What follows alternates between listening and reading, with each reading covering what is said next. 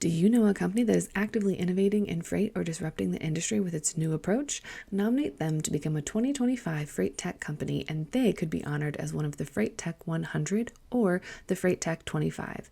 Past honorees include Amazon, FedEx, JB Hunt, Project 44, Tesla, and many more.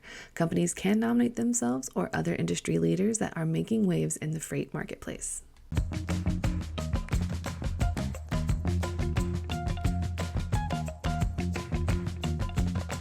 Today we welcome back Kevin Cole, Senior Vice President of Sales and Operations at Pallet Trader. Welcome back to the show, Kevin. Hey, glad to be back. I'm excited today because we get to dive into, I'm going to call them the unsung heroes of the supply chain, because how often does anyone think about pallets? Not very often. They're just always there. Couldn't agree more. It's actually one of our, what we'll call it, not necessarily a sales pitch, but that's the line that we work in quite a bit. You'll see it in some of our marketing too. So we agree. So I kind of want to dive into, because obviously as a 3PL or a freight broker, you really don't think about pallets because they're just always there, and you really just need to know if it's floor loaded or if it's going on a pallet. But some of the times when you take over that managed transportation, or you take over the warehousing for a customer or whatever, like, you are faced with that. Oh, I need to find some pallets. I need to get things because okay, I was going to say they don't just grow on trees, but technically they're made of wood sometimes that does grow on trees. But the actual pallet itself, it just doesn't appear. So when it comes to kind of that pallet sourcing, because it's shockingly not a lot of 3PLs are well versed in pallet sourcing. What are some of those biggest challenges people face when they first start trying to look for pallets, or, try to source pallets out for themselves? Yeah, good question. I think we could break it down in a couple ways. So as you think about 3PLs and really on the warehousing side, transload's obviously a big need and user of pallets, right? And so as we think about 3PLs, or honestly even just companies in general, right? We can kind of lump it all together, just because a couple things come to mind. I think one is really just how to do it. Like the crux of the question, right, is just how to do it effectively. And most of the world still operates, in the pallet space, just Googling and just trying to call as many pallet suppliers that have working numbers listed on Google. And as far as your radius will let you go. And obviously the game has changed quite a bit, especially relative to the transportation logistics, 3PL supply chain space. And so that kind of leads to just like the lack of having access, right, or a network. And again, you'll hear the fact that we're pretty biased about this because we feel like we've solved a lot of these problems. Um, but I think it's just having access to a network, or having the go-to resource that, and this is what we tell, especially a lot of the 3PLs, is like, you don't, and even some of the customers in the category, like, you don't have to be the expert in pallets. Like, you can let us do that, right? You just have to know who to call, right?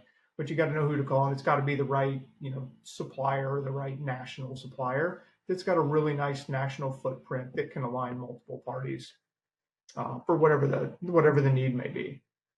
Um, there's some other things, but we can probably unpack them as we kind of weave throughout.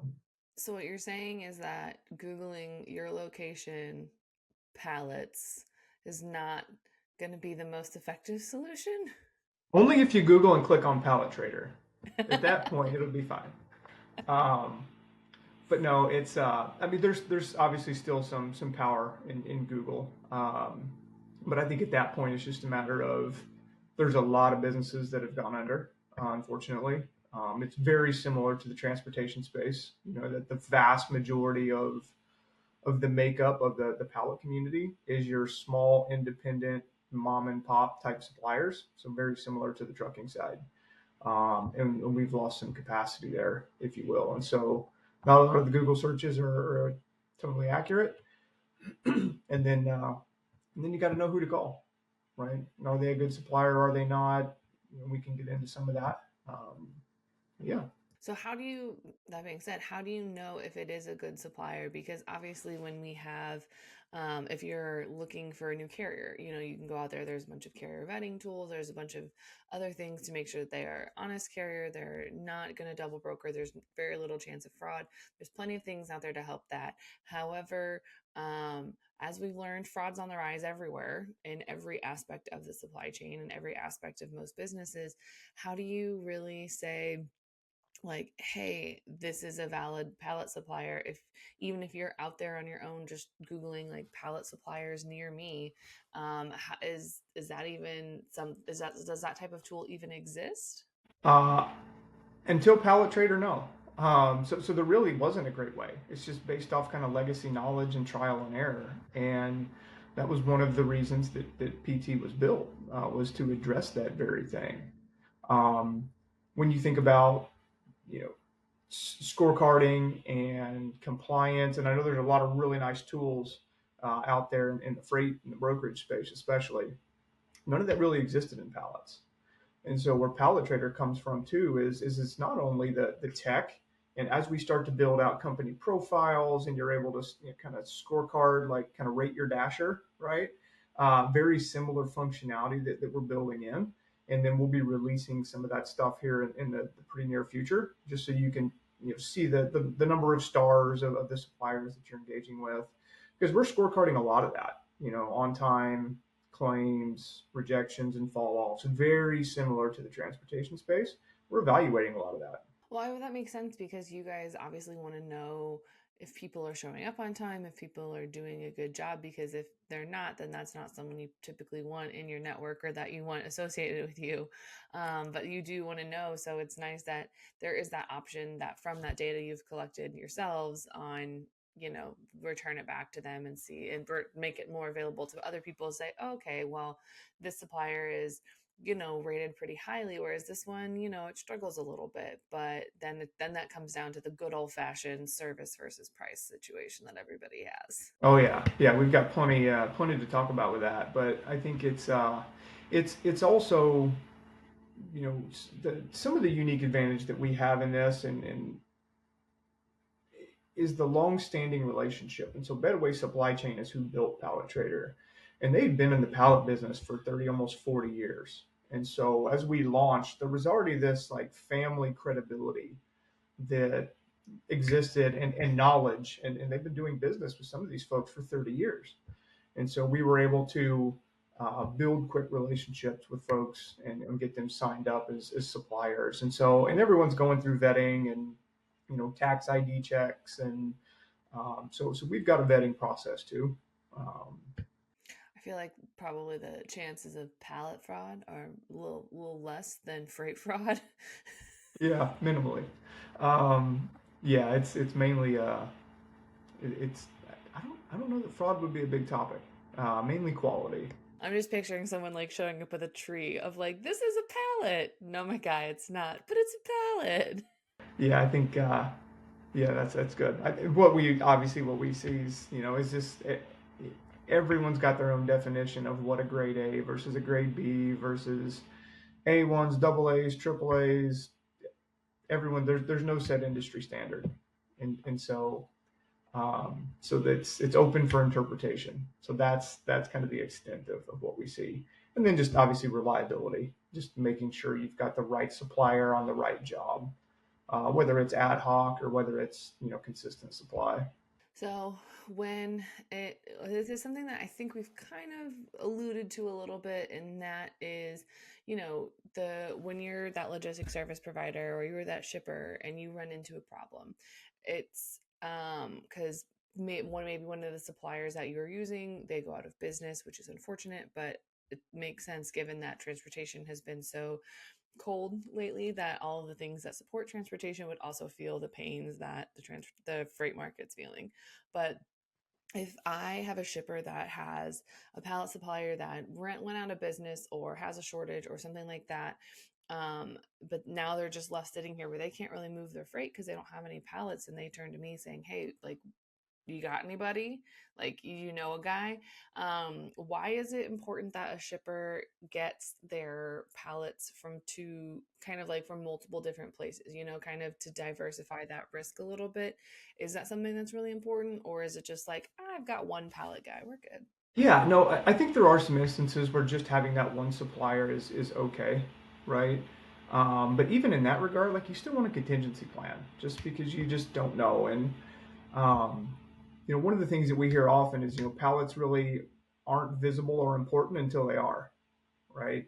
And it's not all just about like mitigating the lying down situation, but it is more than that. I think it's when you look at having we call it diversification or diversifying, pallet sources, and especially for your larger shippers or the folks that have a little more complexity, like it certainly makes sense to have multiple suppliers in there, and that's one just from a market perspective, just ensuring you're getting just it's not just about the hard cost and the price, but is it the right value, right? You had referenced price versus service earlier.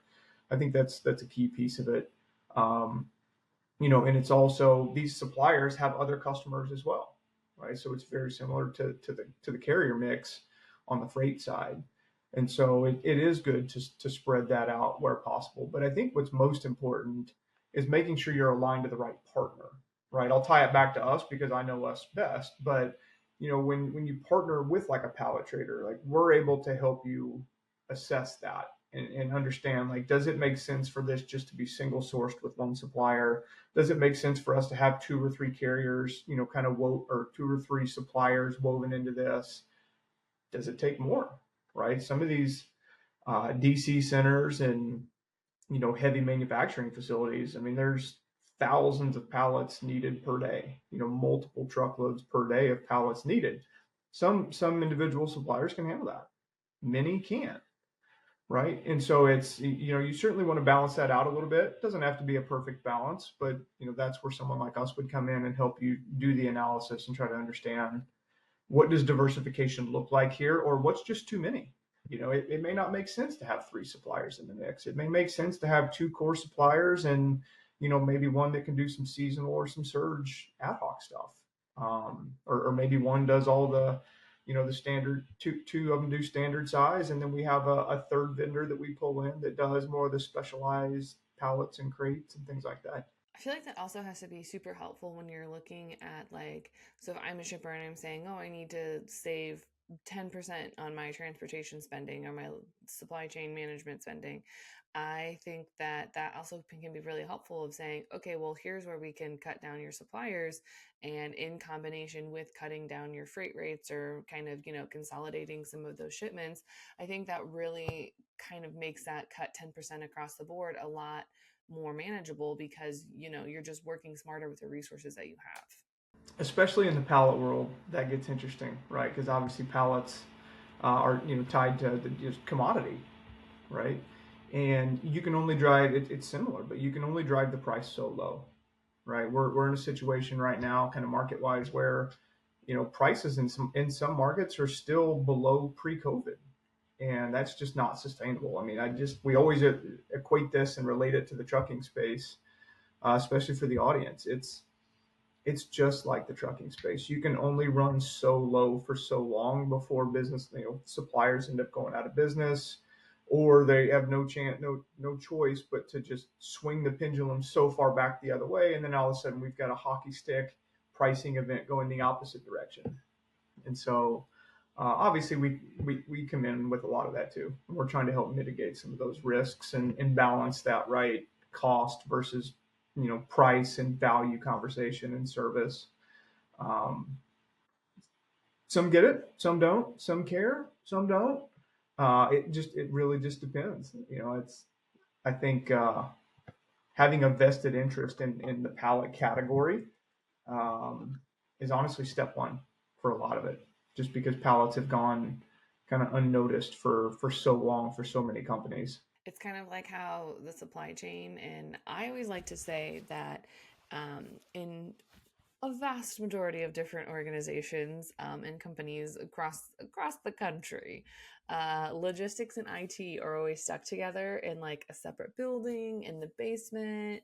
Like they're always kind of the forgotten stepchild of any organization because everyone just wants them to work and not be a problem. Like they would, that's part. It's the major parts of any organization that everybody's like, oh, excuse me, that they're like, oh, that is, you know what, we just want it to run. And if we don't have to notice it, that's great. And I feel like all of a sudden in 2020, 2021, everyone became supply chain experts. And I was like, guys, that's not how that works. But okay.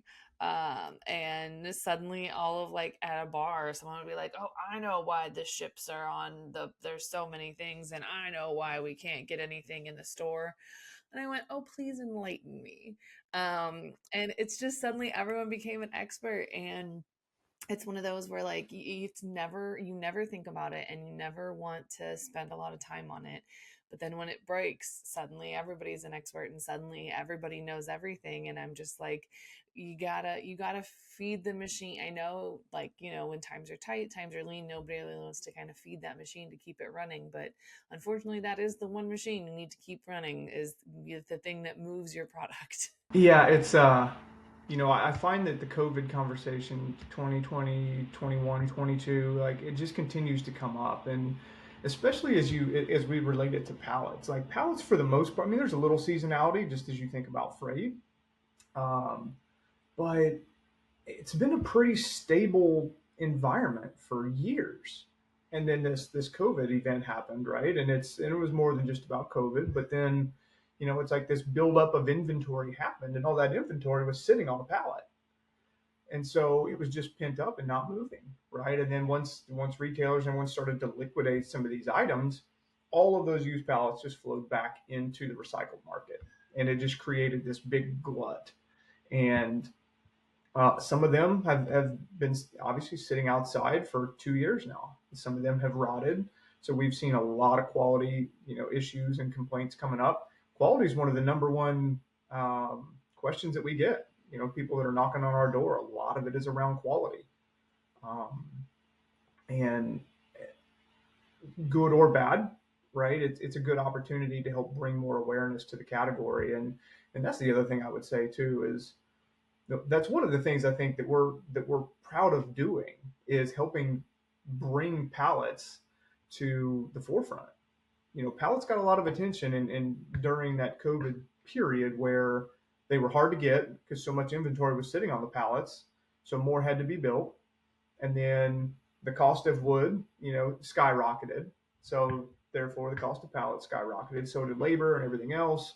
And so very quickly, pallets went from this thing that nobody had ever really even talked about, unless that was just your job at that facility, to one of the major line items on a P&L now.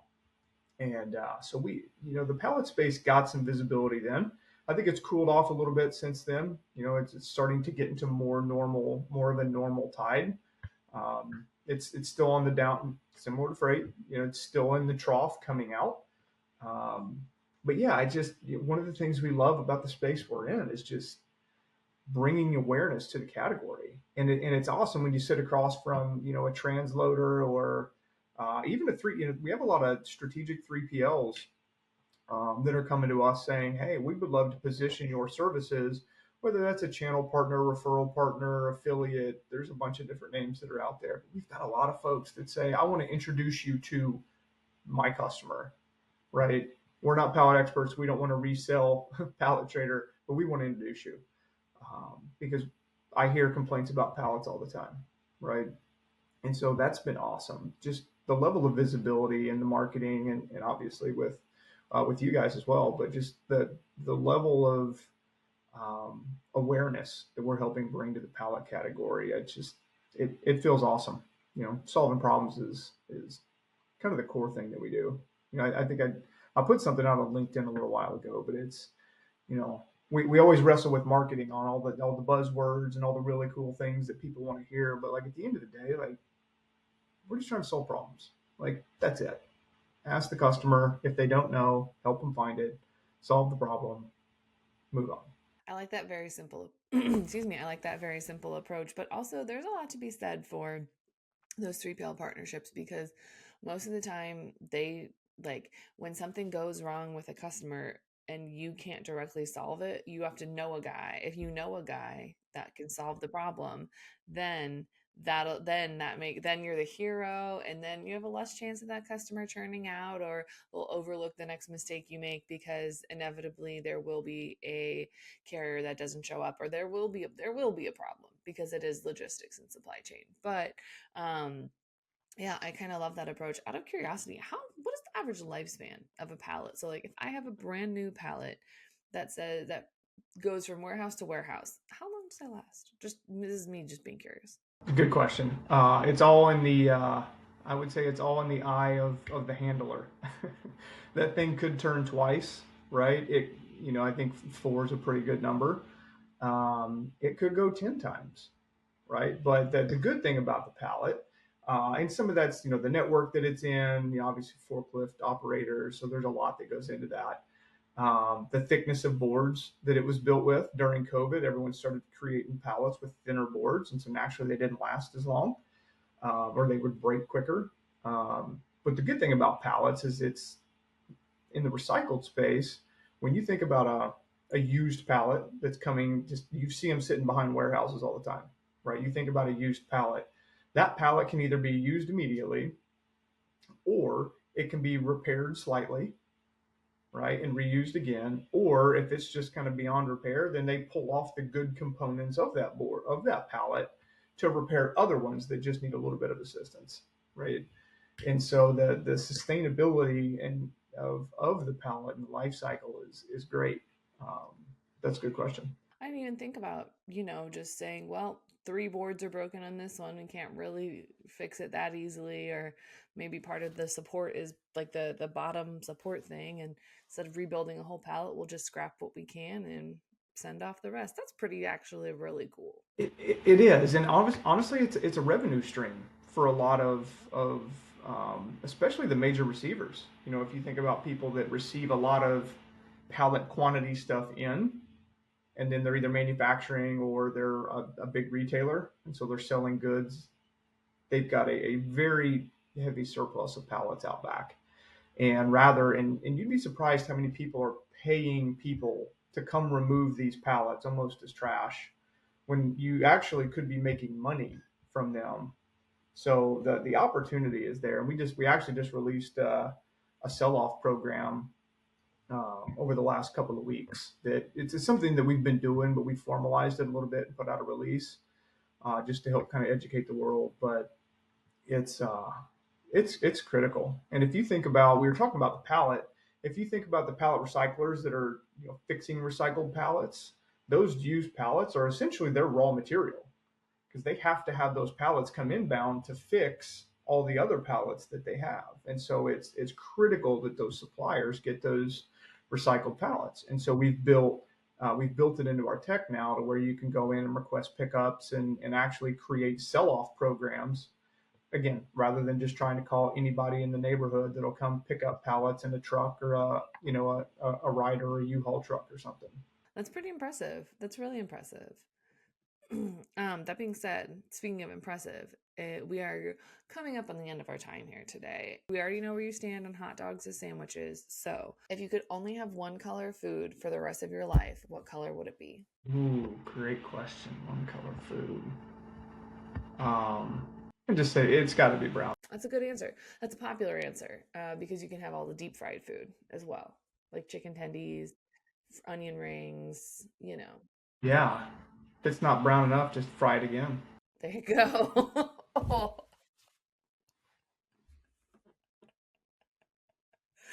All right, Kevin. If someone wants to present the best brown food, that sounds so bad to say. Or if they have any questions about, how to use Pallet Trader as a resource, where can they find you outside of the show? Palletrader.com is a good one. The contact us stuff comes directly to our team. We field that. I see a lot of them, honestly, myself. And if not, LinkedIn. Our team loves LinkedIn. Doesn't have to be me. It could be anyone from our team. Reach out. Everyone's responsive. We just love talking to people. Like I said, it sounds a little corny at times, but just solving problems. I love it. You guys heard it here first. Kevin's DMs are open. Thank you so much for joining us today. Great. Thanks for having me. Find Check Called the Podcast anywhere you get your podcasts, like Apple Podcasts and Spotify. Don't forget to check out all the other incredible FreightWaves shows, and don't forget to subscribe to the newsletter on freightwaves.com/checkcall. See you on the internet.